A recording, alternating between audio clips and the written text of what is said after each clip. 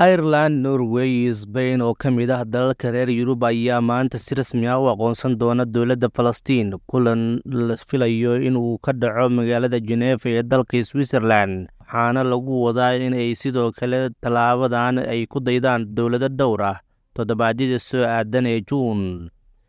Saddexda waddan ee Yurub waxay rajeynayaan in ficilkan astaanta u badan yahay uu diiradda saari doono baahida loo qabo in la soo afjaro 17 sano oo dagaal ah oo ka socda Bariga Dhexe iyo sidii dib loogu soo noolayn lahaa xal labada dowladood ah oo Israa'iil iyo Falastiin looga helo aagga Bariga Dhexe.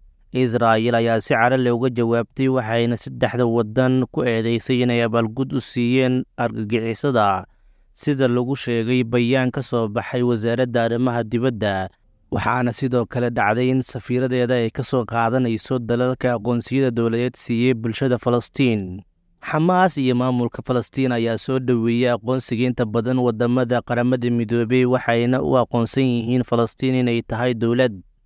Inkastoo dalal yar oo Yurub ah ay sidaasi sameeyaan, dowladda Colombia ayaa shaacisay kuna dhawaaqday in ay safaarad ka furan doonto magaalada Ramallah.